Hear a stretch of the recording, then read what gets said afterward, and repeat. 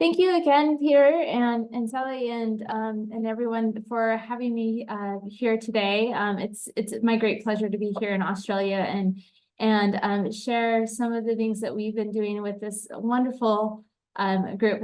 I first wanted to acknowledge all the even in that small group, hearing all the wonderful work that you are all doing is truly inspiring, and having a program like this. I think this is really a high bar for the U.S. to do something similar as well. I also, as Peter said, I'm from Oregon State University, and I will admit, an academic, but I also have worked in a government space as before, and I work in both the recovery space around wildfire recovery in the U.S., particularly in my neck of the woods in Oregon and in California. And also I work on a lot of community adaptation and mitigation planning and outreach and hazard preparedness. And that's what I'm going to be talking about today in terms of this project we're working on called the Cascadia COPES Hub, which is the Cascadia Coastlines and People's Hazard Research Hub. Like Peter, I think it's nice to start with the land acknowledgement. Our work takes place on the traditional homelands of the Siletz Indians, and we also acknowledge the Confederate tribes of the Grand Ronde that are in the area, that they were forcibly removed from their homelands in eastern Oregon to the coastal Oregon range. So the work I'm doing is, and what we'll be emphasizing today is not just me. I don't have a mouse in my pocket, so if I say we a lot, it's because of these fantastic members of my team that I work with, and for my grad student Josh Blockstein, Irene, who is now a recent, she just finished her degree at Oregon State University. And Felicia, who is our coastal hazard specialist through the Oregon Extension Service and Oregon Sea Grant. If you're unfamiliar with the university systems in the U.S., they have what's called the land grant system, and Oregon State is one of those land grants, which means that we have embedded in our system every county in Oregon has an extension specialist or several that provide primarily like agricultural type services, awareness, kind of that continent between research and application. Felicia is our coastal hazard specialist. Unfortunately, she's our only one, so she has a lot of ground to cover. There, we also have great partners in this project that I'll be talking about, Arco Ilis, Cultural Center, and Consejos Tandem. And the project I'm going to talk about is, our goal here was to develop an inclusive earthquake and tsunami preparedness, communication materials, and training for the Hispanic or the Latinx community in Oregon. And why this is important to us is Oregon, as well as all of Washington and Northern California, it's about 1,000-kilometer area, is within the Cascadia subduction zone. We are a geological mirror image of Japan.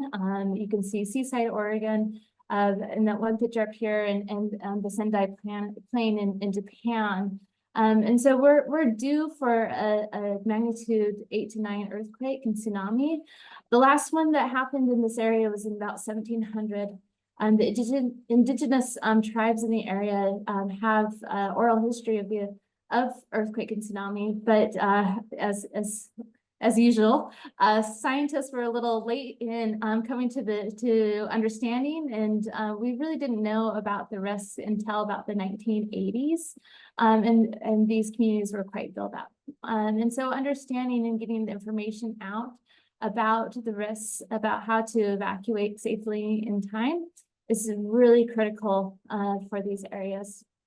It's also really critical for the Latinx population, which is primarily migrant population, first or second generation, that work in most of the low-lying areas in either the seafood processing plants, as I showed in the picture before, or they are the ones that are working in most of our the main driver for the economies in our coastal areas, the tourism economy. So cleaning your hotel rooms, working in the restaurants and things like that.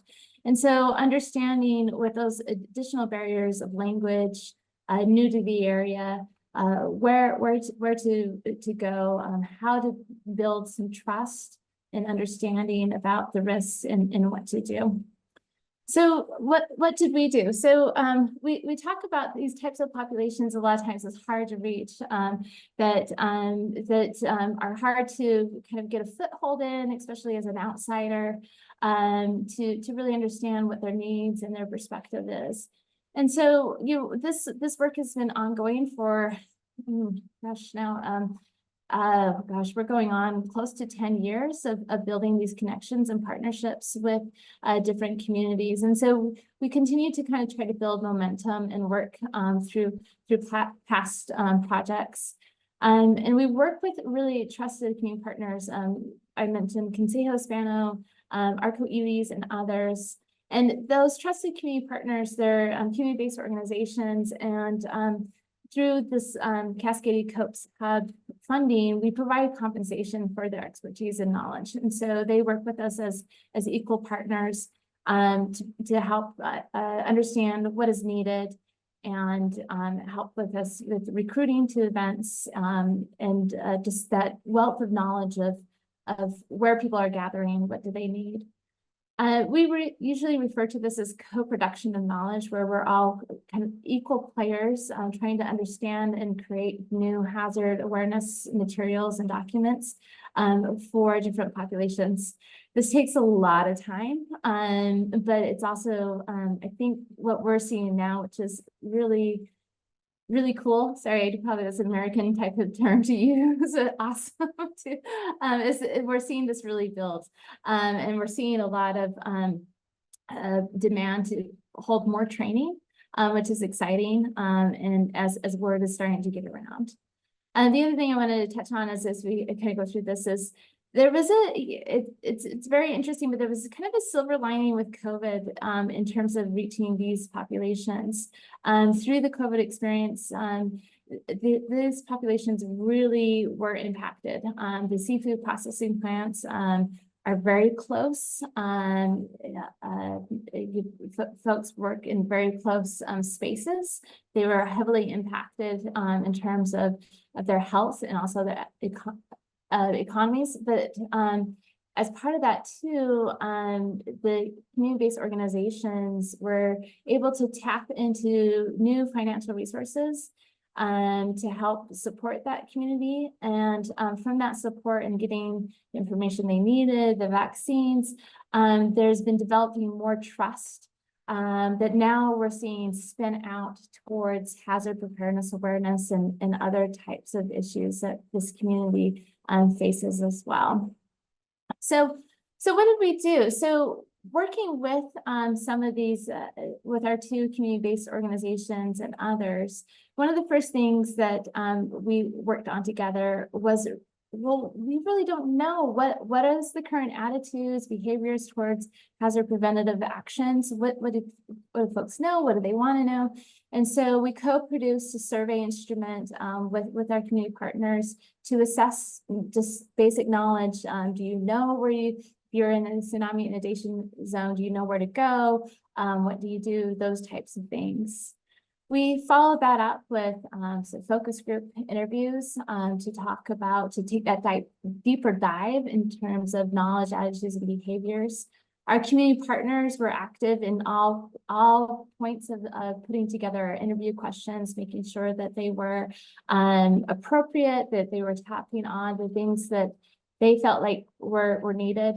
In this picture, you see Josh, my student, showing an informational hazard earthquake video, and the community members are watching it, and then they're assessing that in terms of understandability, relatability, inclusive language, things like that.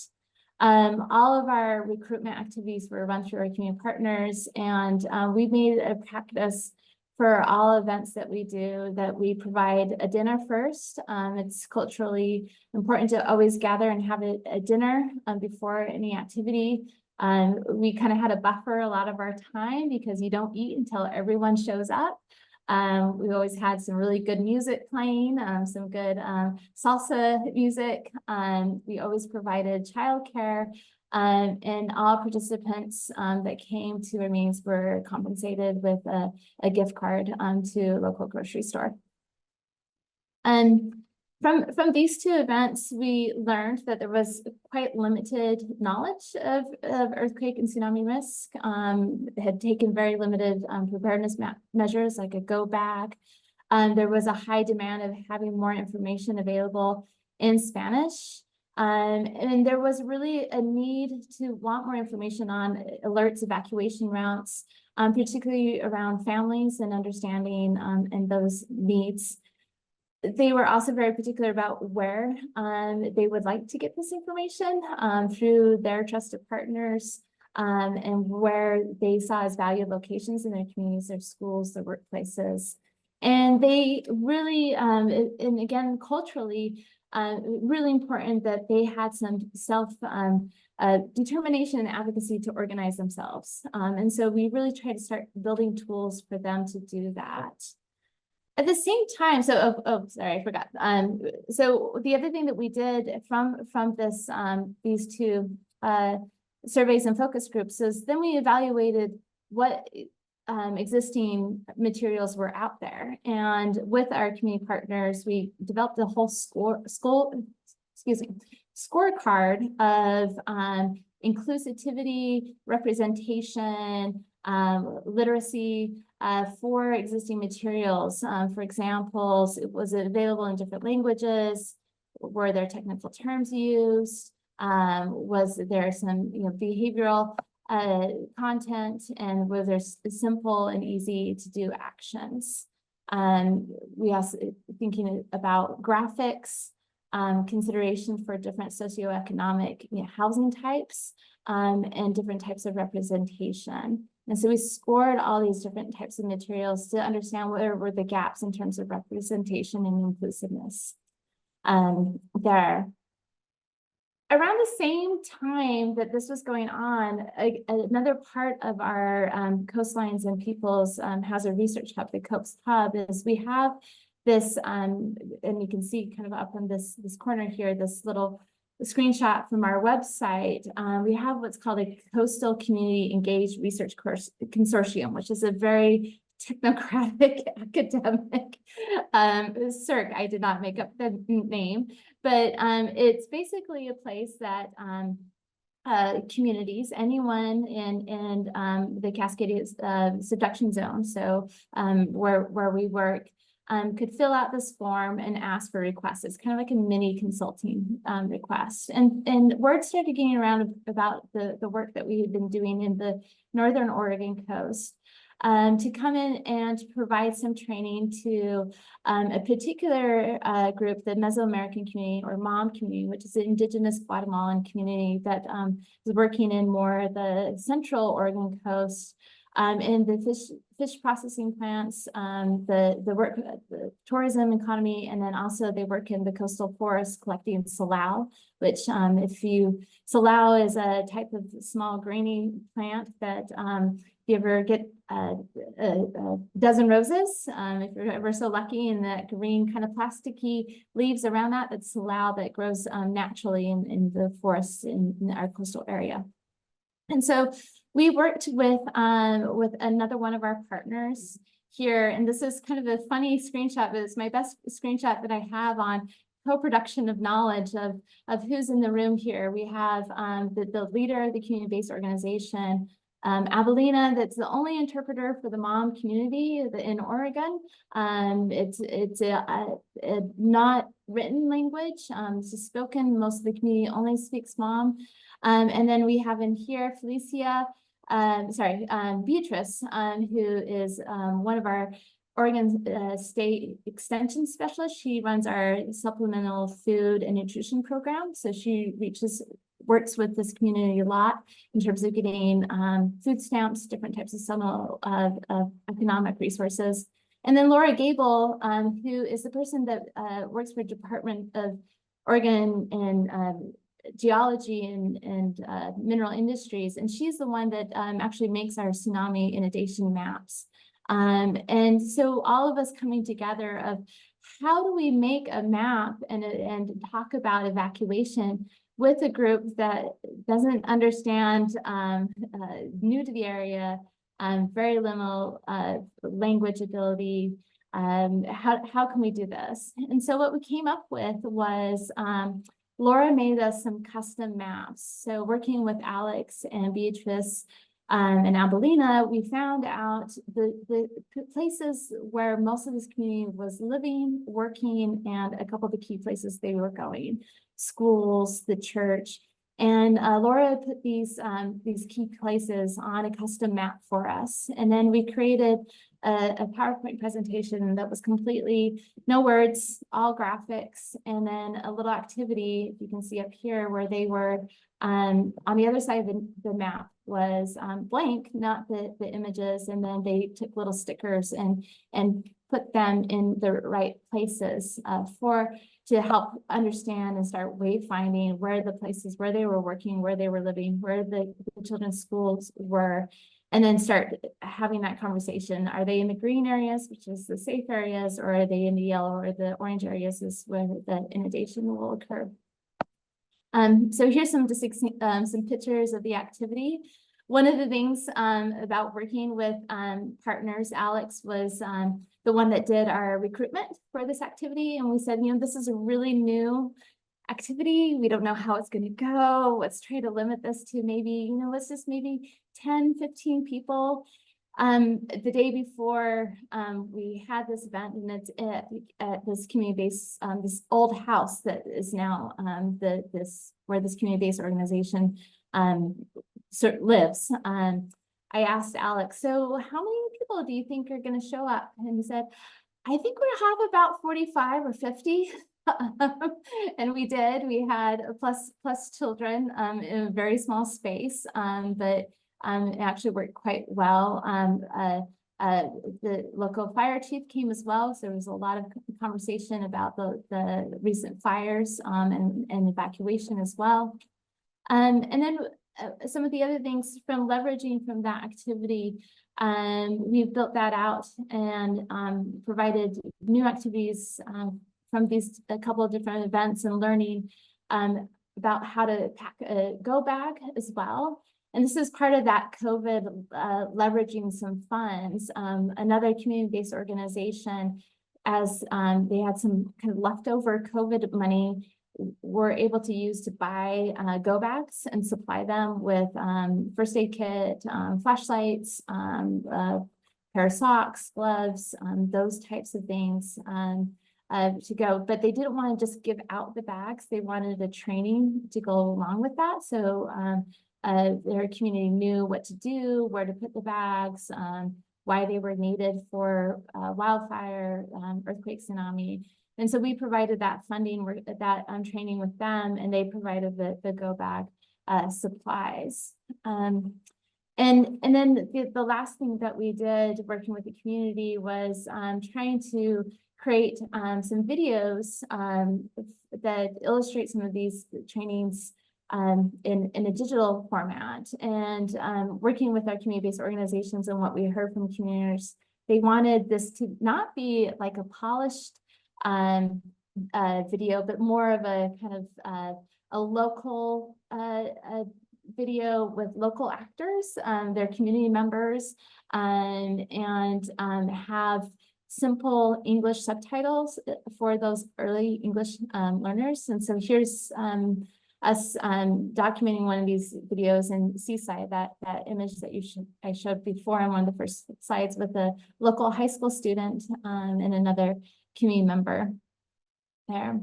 And then another picture of another production we did with go bags as well. And so we continue to work with these communities. We do a lot of tabling at different events, so different Latinx events, things like that, like Cinco de Mayo days. We also have a lot of fun. It's a great group of folks there, as you can see. And, and so, with some of the products of this, of what has come out of this, we've done things like surveys, our focus groups. We are now over 100+ training participants, and lots of tabling events and lots of different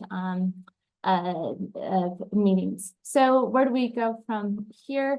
As soon as I get back from Australia, we have a mom youth science camp.